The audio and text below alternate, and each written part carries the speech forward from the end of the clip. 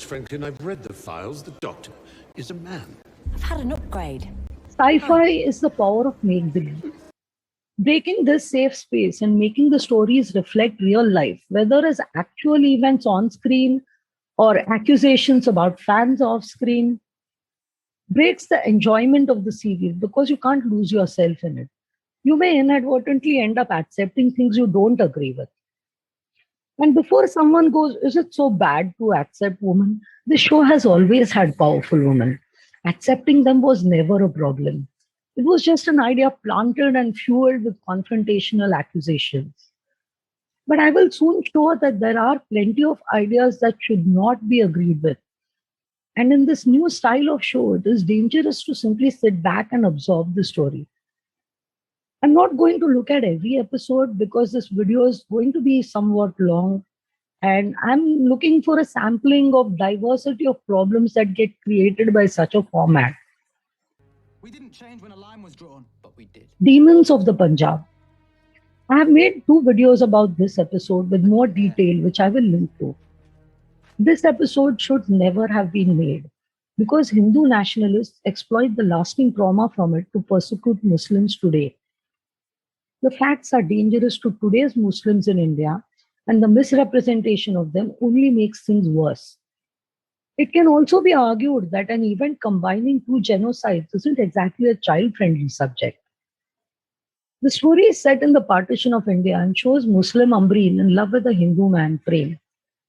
Both the priest who was to conduct their wedding as well as Prem are killed by Hindu nationalists. This makes no sense.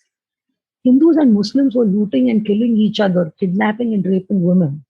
If Muslim Ambreen, sole heir of her mother, young, good-looking, was walking into Prem's home of her own will, where was the problem? Hindu nationalists would think Prem was a stud. Why would they kill anyone over it? So you take a historical tragedy resulting from British actions, with Hindus and Muslims as both victims and perpetrators. Banish the British bad guys. Omit Muslims as the reason for the partition, perpetrators of one side of the violence as well as the victims. And you're left with Hindus with no one to fight. So you come up with an alternative story of the partition of India where the Hindu extremists kill the Hindu moderates. Wow.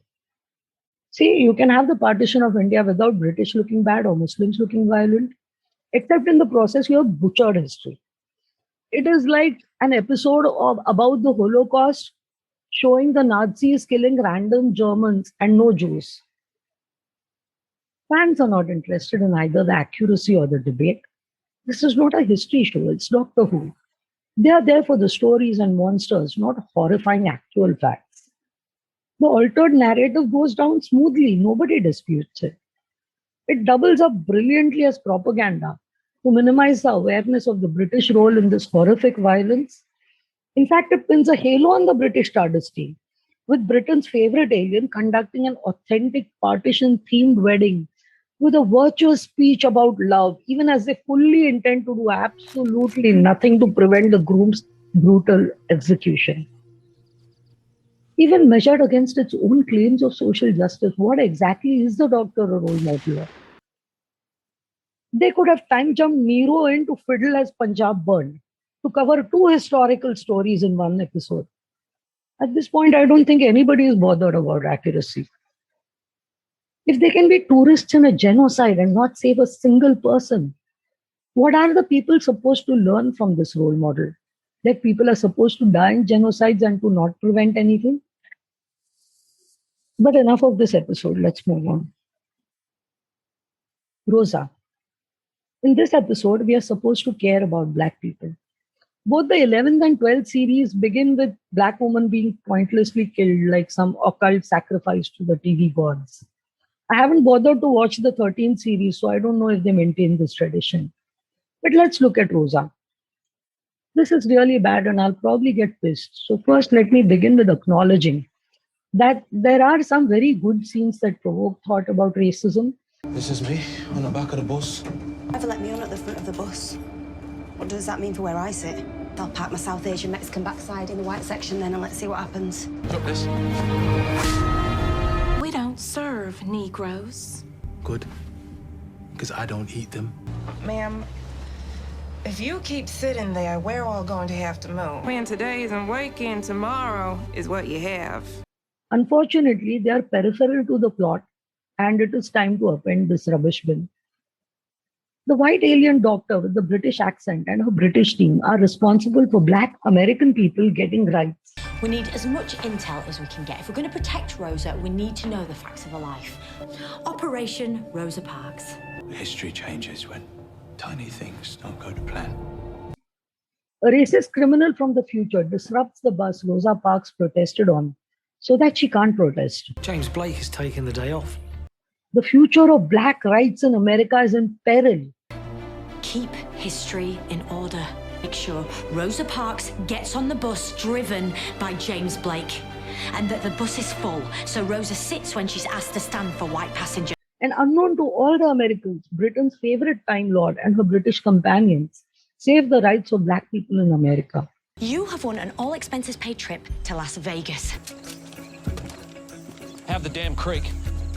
Don't let her out of your sight. I'm going to go meet Graham and Ryan. Remember, get Rosa out of here by 5:40 at the latest to be on that bus on time. Back from the creek for this? 4 flat tires and a smashed-in windshield? Well, I can't drive that. Oh, no, you go on home. Yeah, we'll cancel the route. Bus ain't going nowhere. Check every bus stop along Blake's route. Tell the waiting passengers that the bus is coming and they have to wait.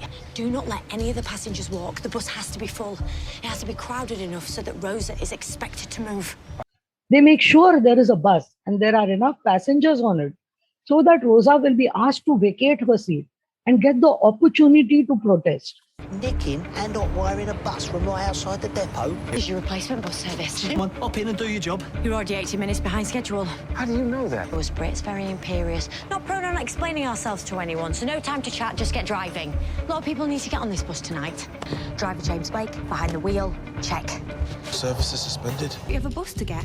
I can always walk. Bus seems a bit emptier than last night. No, that's bad. We need the bus to be full. Come on, Ryan. Because, of course, Rosa would face no other discrimination to protest on her daily bus route if the doctor didn't organize it. And then Black people in America wouldn't have rights. Is that still running? We're gonna walk. The buses are coming, I promise. Please, just wait for the bus. Don't tell me what to do, boy. Passengers down, white passengers down. Not good. That should just about... Love it. Let's go. Has it worked? Have we done enough? I don't know. Come on in. We can go. Job done. History's safe. Don't get off, Graham. If we get off, there's enough empty seats for white passengers. Rosa won't be asked to move. We have to stay on. No, I don't want to be part of this. We have to. I'm sorry. We have to not help her. The doctor, who is also white, lacks the basic decency to give up her seat to Graham, so that at least he isn't forced to be the cause of victimizing a Black woman while mourning another Black woman who was passionate about the rights of Black people. Stand up now. I don't think I should have to. Graham, who would have happily given up his seat for her, watches her being asked to stand up so that he can sit, so that history can be saved. They watch her get humiliated, threatened, and arrested over a seat he didn't even want, so that Black people could get rights in America. Rosa had helped them. Ryan had learned to hero worship her. None of them spoke a single word on her behalf, so that Black people in America could have rights. Basically, the doctor's team micromanaged the racist humiliation of Rosa Parks, a Black woman. This is insane. If that protest had been prevented by the future racists, we would have protested another day. Being asked to vacate a bus seat was hardly a one-time atrocity against Blacks. Countless Black people fighting for their rights, as well as American white people who supported them, wouldn't just stop and accept racism because a bus got cancelled. They photobombed a historic brave act to showcase themselves as saviors of Black people on another continent. And this showcasing was so important that they allowed organized and provoked racist behavior to make that anti-racist Instagram movement possible. This barely noticeable nod was the most nauseating moment of the episode for me. Of course, it is meant to imply that Rosa Parks is grateful to the doctor for restoring her legacy, except she didn't know that the doctor had set her up or why. Even when countless white people knew the doctor and several of them could call her up, including Elvis Presley and Frank Sinatra in this episode. Black Rosa Parks deserved the doctor's rescue of her future at the cost of her present, but not friendship or honesty. In the episode Opposed to Racism, the doctor doesn't oppose a single instance of racism. Graham and Ryan use racism to manipulate events, and they all lie to Rosa and manipulate her repeatedly because they respect her so much, of course. Even the villain, the white racist from the future, prevented an instance of racist discrimination, for however bad his motives were. And no, history cannot be an excuse for everything. Besides, the doctor has also weaponized racism against the master in Spyfall a full season later. After all the sophisticated communication in this episode, she has put down Yaz's South Asian father's cooking in the next episode. Really like junk. You collecting it? She stood next to the dead body of a South Asian holy man murdered for supporting interfaith marriage during interfaith violence and babbled about awarding points to companions.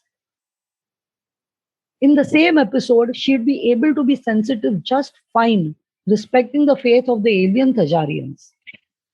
Yeah, the doctor's social clumsiness is very selective.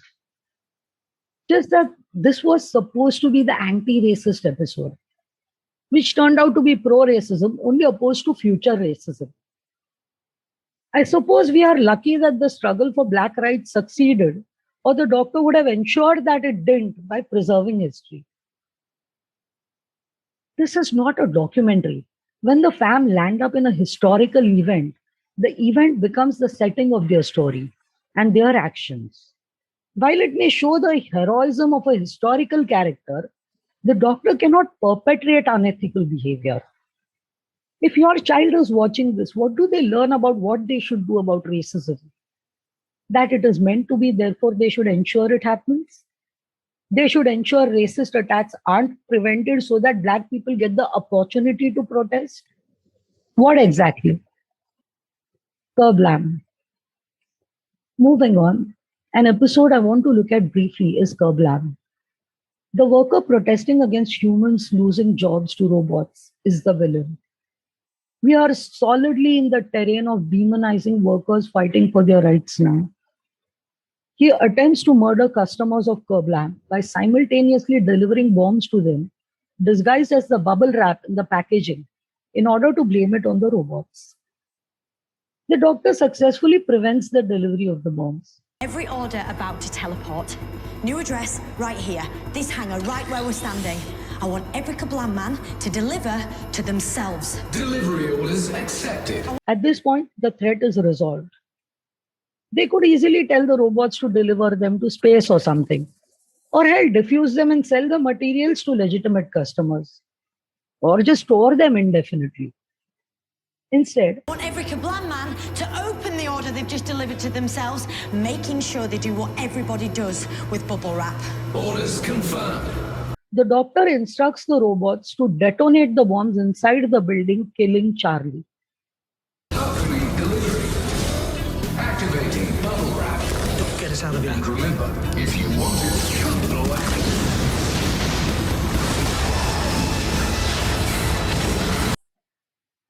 Sadly for Charlie, Kerblam's robots are toddler friendly and they understood this instruction. What everybody does with bubble wrap.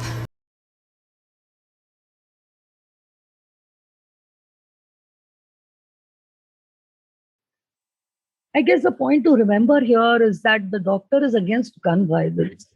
Gun violence is a major problem in not UK. But cold-blooded murder is fine as long as you use bombs. If you want it, Kerblam it. Still want your kids learning from this show? It gets worse. The Witchfinders. And then there is another kind of a problem with addressing real issues, when the show being fiction has contradicted those issues, like showing witches to be real. Now begins the millennium of blood! Careless scripting manages to make it worse. The episode The Witchfinders educates people on the witch trials by showing these historic crimes as having a factual basis. Save the souls of my people from Satan, even if it means killing them all. There were unnatural happenings and a woman was indeed guilty. Only the guilty woman was framing innocent women who did spells. I'll still be with you. In the water, in the fire, in the earth. The air. For alien mud creatures emerged and possessed dead bodies and echoed the words of the innocent woman. Where are they going now? I will be with you in the water, in the fire, in the air. So you see, the problem with the witch trials was understandably botched investigations, because the observable reality pointed to the wrong people as guilty. His agent sits before you, the most evil witch in Christendom, and she would call herself the Doctor. Also, it is wrong to say the guilty woman was serving Satan. She was serving evil alien criminals who could possess dead bodies, and not Satan, who is also an evil alien being that predated the universe and possessed people, just not these aliens. Eventually, burning the guilty woman against the Doctor's wish solved the problem.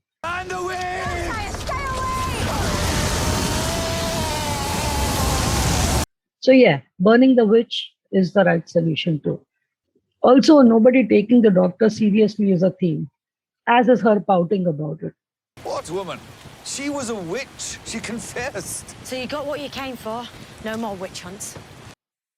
The episode does not say that the witch trials were a superstitious, misogynist persecution of women.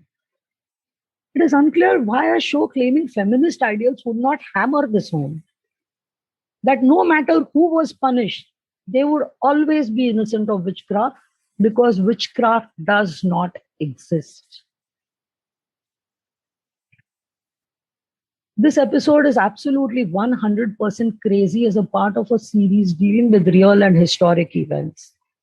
But the true measure of just how bizarre the show has become is that while planning what to say in this video, I wasn't sure whether this was some endorsement of good witches who invoke the elements as opposed to the evil kind who invoke monsters, or legitimate demented writing.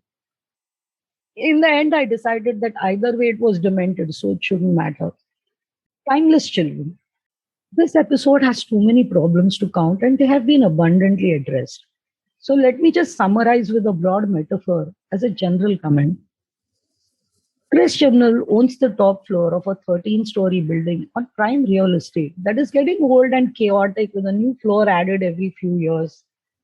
So he uses dynamite to blow up all the floors below the 13 so that he can rebuild them and add an infinite number of underground floors as well. If it was shocking to see the Doctor randomly kill a worker, here you see the Doctor willing to kill her entire species all over again. Remember, this is the same Gallifrey. My planet's gone. It's dead. It burned like the Earth. I'm a Time Lord. I'm the last of the Time Lords. They're all gone. It's beautiful. We used to call it the shining world of the Seven Systems. The same master. Nothing like this. You and me, all the things we've done, we're the only two left. There's no one else.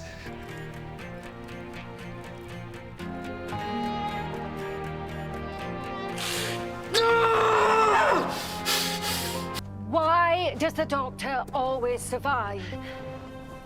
Because he always assumes he's going to win. Now, if the Doctor assumes he's going to die, what happens then? We do. Between us and him is everything the deadliest race in all of history can throw at us. We, on the other hand, have a pointy stick. How do we start? So why are we here? It's time. As if I activate the signal, every living creature dies. Go on then. Look how low I have brought you. I want to see you become like me. Become death. Become me. Hail the Doctor, the great exterminator. I have won, Doctor. You may have made me, but I have destroyed you. I'll do it! Then prove yourself, Doctor. Oh, come on. Oh, come on. What are you, coward or killer?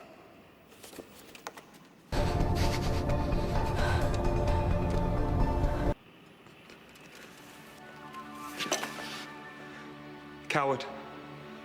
Any day. The universe will suffer for your weakness. Mankind will be harvested because of you. So I suggest you run. Run, Doctor! People have died in the Doctor's place, but it has never been because the Doctor agreed to them killing themselves and ran away. I'm gonna press this. You'll die, Star. Knowing that you die too. Firing in 15. For the glory of Santa. Santa. What are you doing? Something clever.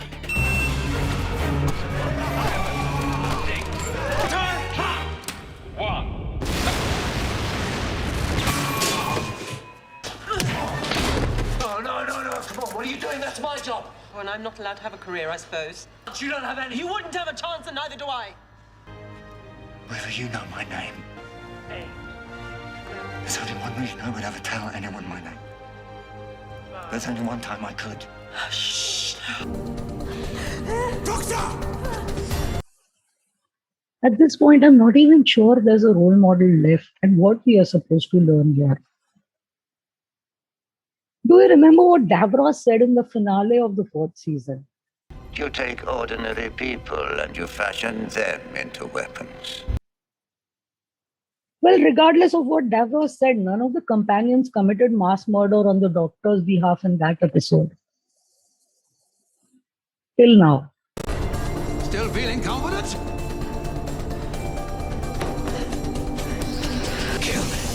Killed you first.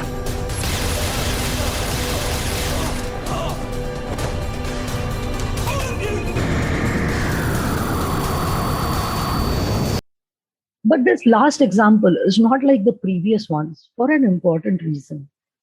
It is fiction and has no real-world implications. Fans are furious, but there are other ways of looking at it. Does it mean that the Doctor destroying Gallifrey was inevitable? What does this mean for the complex Doctor and Master relationship? We can talk about these things. We can talk with sympathy about the trauma of genocide on the person committing it. Kill a dozen, thousand, millions, billions. It does not matter. We are hypothetical people. Kill yourself. Rid the universe of your filth. Why don't you just die? You would make a good Dalek. You can trigger profound thought on how hate is a great leveler of good and bad. It's a sandbox for developing ethics. But when grave, high-stakes reality encroaches sci-fi, the safe space vanishes. I disagree with Jodie when she says, what's the point of making a show if it doesn't reflect society today? That is the entire point of sci-fi and fantasy. To play with profound ideas without the limitations and risks of reality. Science fiction often has a philosophy and devoted fans who believe in it deeply. Doctor Who has a remarkable position even among these, taking a most difficult path with new settings for each story, producing an astonishing array of thought-provoking settings and stories over the years. The manner in which the new reality content is embedded is a dangerous format. Embedding fact in fiction creates a strange situation where misrepresentation has an artistic license and usually goes unchallenged. This is not an appropriate platform for factual content with human stakes. Worse, the importance of the issues becomes secondary to loyalty to the show, and criticism is interpreted as attacks on the beloved Doctor. In other words, if this was intended to generate sensitivity towards crucial issues, it doesn't do that very well. Those events also become the settings for the actions of the episode. And if the doctor is going to let people be harmed or act in an unethical manner, then the show has a big problem because the doctor is on the wrong side of real history and real ethics. Nobody cares if you show the Time Lord side of the Time War or only show bad Daleks. They are invented characters and can be whatever the story needs them to be. But when you portray workers in horrific conditions losing their jobs to automation as villains and kill them in cold blood, you are too close to reality and parallels with actual vulnerable people. Your hero is echoing the actions of powerful perpetrators. When you present the history of a rights movement in another country as destined to fail without your protagonists, you are a bull in a china shop. You can depict the breeding for enslavement of the old or the use of flesh clones as disposable tools. Apply insights from that to anything from work situations to global politics without misrepresenting anyone. You can provide viewers with the skills to evaluate for themselves instead of feeding them simplistic and inaccurate conclusions about issues with real stakes for real people and showcasing yourself as a hero. This is propaganda and Doctor Who is turning into the Ministry of Truth. And yet, in many ways, the greatest and richest gift of the 13th Doctor is to provoke such insightful discussions among fans. Many of these discussions would not have happened at all without the deep sense of violation, leading countless people to earnestly piece together years of information to defend the ethics they believe in. And I'm sure in the process, discovering far more things to appreciate and hold on to, even if not from this era. It's a labor of love. Agree or disagree, but this is not hate, it is heartbreak.